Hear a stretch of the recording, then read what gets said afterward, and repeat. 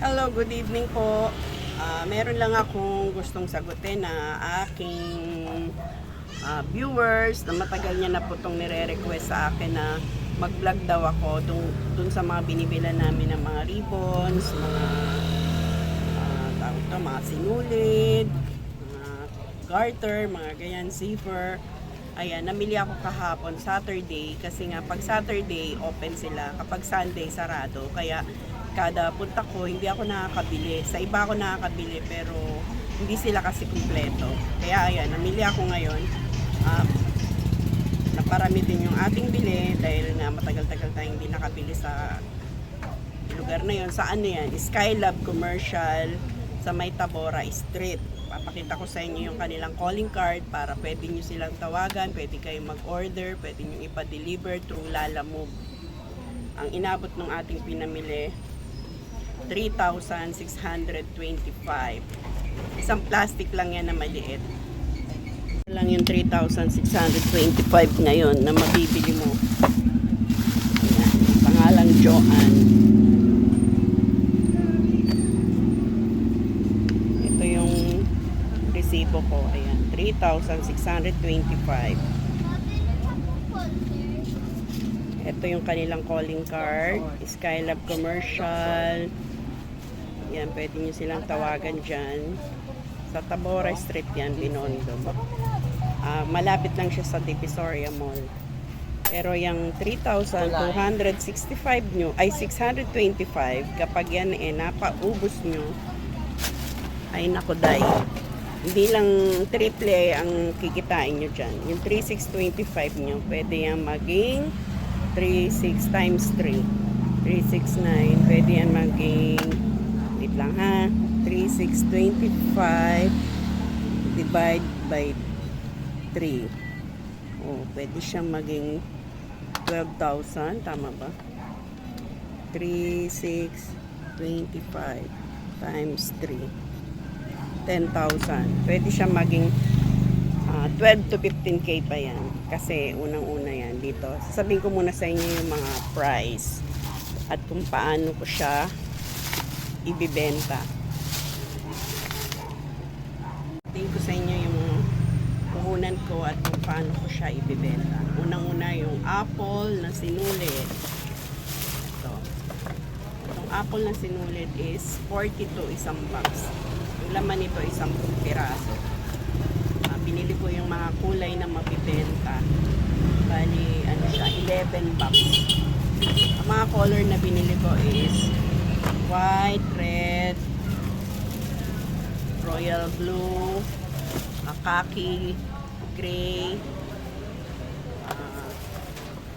patid, yellow, red, yan yung mga color na yan. Plus, etong garter na black, ito malaki ang tutubuin natin dito. Ang puhunan nito is 290 pesos. 72 yards siya na. Bigyan ko lang kayo ng idea. Yung 72 yards sa 290 divide by 72 yards, pumapatak lang siya ng 4 pesos ang isang yard. Ang bentahan ko is 10 pesos per yard. So 720 na yan pag napaubos mo. Plus bumili tayo ng garter na 1 inch. Yun lang. Hindi nakalagay kung ilang yard siya. Palagay na lang natin sa 50 yards. Ang bentahan ko nito is 25 isang yard. 25 times 50, 1,250 yan kapag napaubos. Ang puhunan lang natin is 200. Diba? Kasi bihira lang yung mga nagtitinda dito ng ganyan sa lugar namin. Tapos ito, muna ako, 60 pesos ko siya binibenta. Ang puhunan mo lang ay yung isang ganito, 440 divide by 12. Mapatak lang siya ng 36. 60 pesos ko siya bibenta. Mga zipper. Ito, zipper na 18 inches Tsaka 8 inches. Ayan, maliit. Una lang nito is 25 one dozen. Benta ko nito is 10 pesos. Dito ay benta ko ay 20 pesos. Ang puhunan nito ay 40 one dozen. Kayo na bala magkwenta kung magkano tutubuin natin dyan. Basta ang bentahan ko niyan is 10 pesos. Ang haba is 20. Yung 3.6, 25 nyo, pwede siyang maging 12, 15K pa pataas. Tapos ito yung mga nylon, puting nylon. Una nito is ito 85, yung manipis. 1 dozen yata laman ito sa loob. Ibenta ko ito ng 25 isa. 50 ito 35, mas kapal. Una niya is 130. Mga 12 pesos yata laman yan sa loob.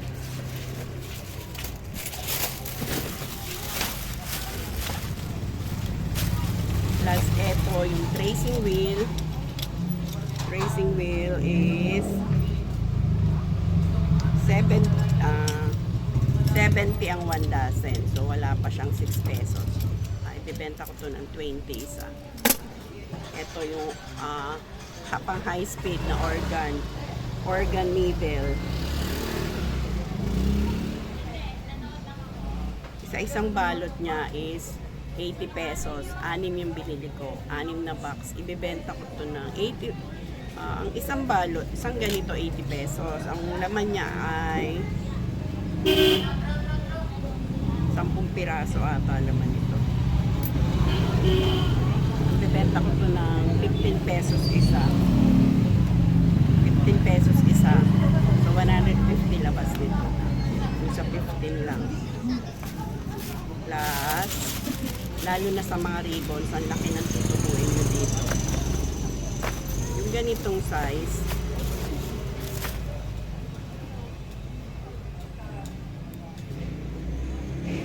₱82 isang ganito.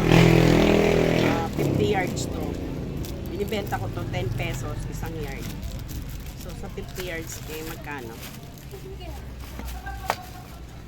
50 times 10 equals to 500. Puhunan mo is 82 pesos. O, diba? Tatawa lang ba kayo? Kasi yung iba naman, bibili lang ng 1 yard, 2 yard, 3 yard. Bira lang may bumibili ng naka-roll. Kaya mas malaki ang tutubuin natin kapag naka-tingi-tingi. Retail lang per yard. Etong ganito, tela, 1/2 ang size nito. Puhunan niya ay 50 pesos. So, 25 yards lang siya. 25 yards. 50 divide. Ang bentahan ko pala nito is 5 pesos per yard nito, di ba?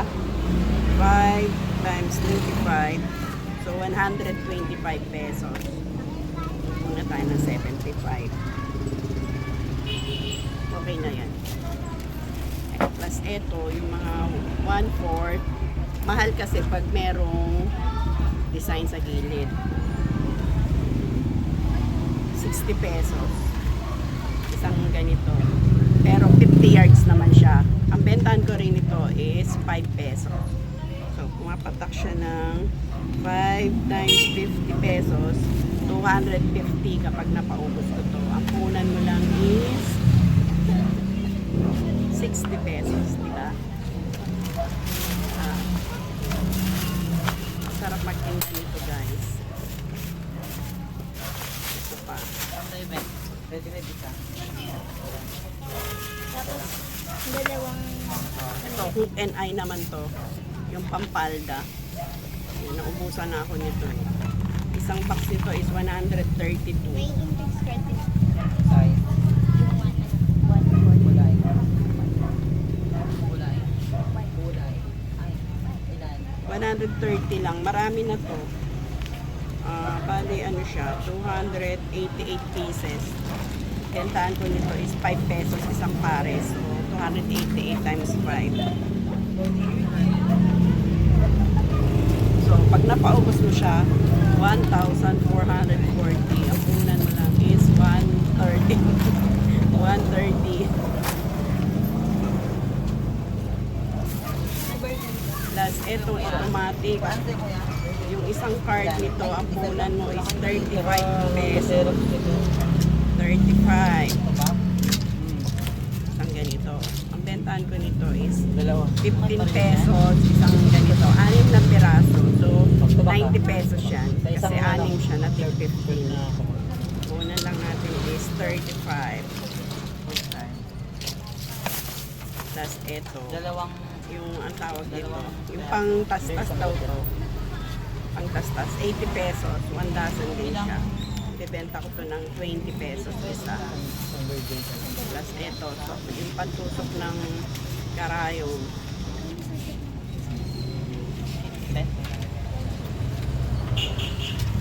Mura lang to. Bibenta ko to ng 10 piso isang ganito. Isang paris.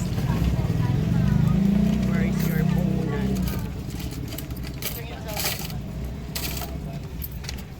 Hindi na makita.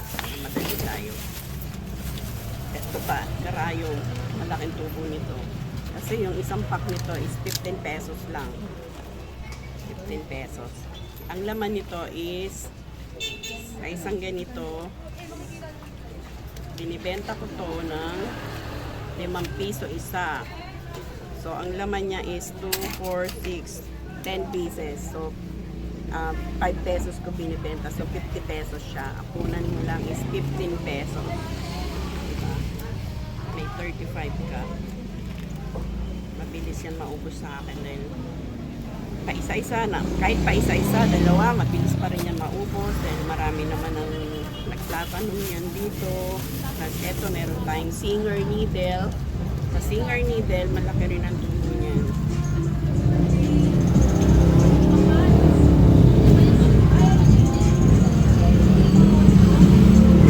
₱8 isang ganito. 8 pesos. Ang laman niyan is 3. Meron siyang number. May number 14, may number 16, may number 18, may 21. Pwede ka naman bumili ng kahit tatlo-tatlong ganito, pwede. Ang presyohan pa rin yan is wholesale. Yan. Pwede kayo bumili ng patatlo-tatlo para lahat ng size meron kayo. Ibenta ko to ng 5 pesos isa, so 15 pesos. Pwedeng 10 pesos isa.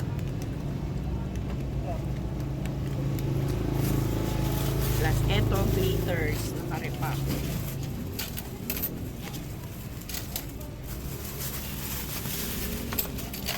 Dito pera mo kuya? 80 pesos, 1/4 kilo. Nire-repack ko to ng tigli 5 piso, maliit na pack. Pengi akong glitters ko, tigli 5 piso. Naka-plastic, malaki lalo ang itipon ko rito. Kasi sa isang ganito, marami akong mare-repack. Yan o, sa gitna. Marami. Itong pinakamabiling color.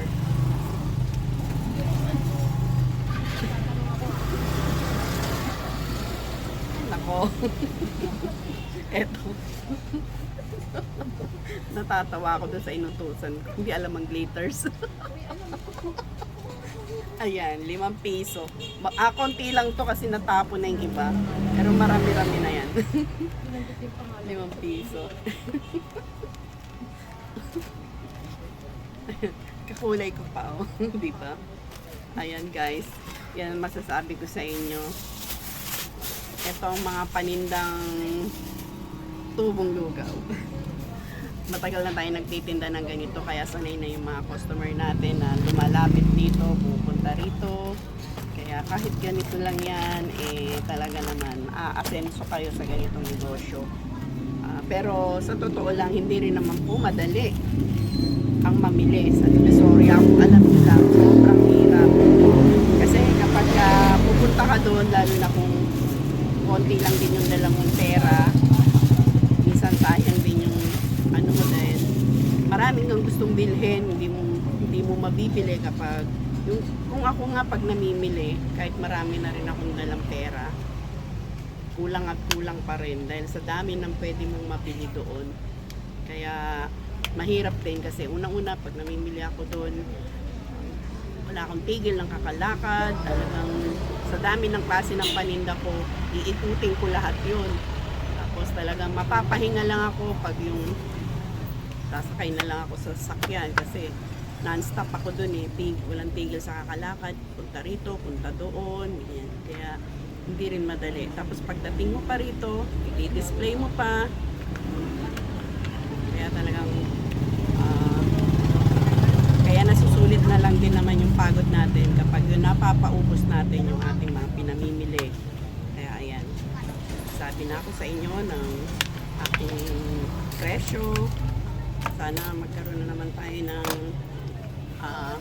inspirasyon at nakatulong na naman po tayo sa mga iba dyan na nagbabalak na magkaroon ng negosyo kagaya nito. Basta dun lang kayo sa malayo, wag dito sa malapit sa akin. Hindi tayo pati. Ako nag-inspired lang ako para doon sa mga malalayo dyan na malayo dito sa pwesto ko. Kahit magtinda na kayo ng ganito. Ayan lang po. Bye-bye and i-display ko pa po itong mga aking in-unboxing. Ito lang mahirap kapag nag-unboxing ka. Nakakalat ang ating paninda. Bye guys and thanks for watching. Mag-comment lang po kayo dyan para kayo naman po ay aking napupuntahan at nababalikan at para manotice ko naman po kayo na lalong-lalo na doon sa mga nakakakita sa akin sa Divisoria na nanonood nga rin ng ating vlog, ng ating video, kaya napupuntahan nila yung mga suki ko. Mag-comment po kayo dyan. At wag po kayo mahihiyang lumalapit sa akin kapag nakikita nyo po ako. Hindi po ako nangangagat. Pwede po tayo mag-picture-picture. Pwede tayo mag-selfie-selfie. Bye-bye! Thanks and love you all. God bless!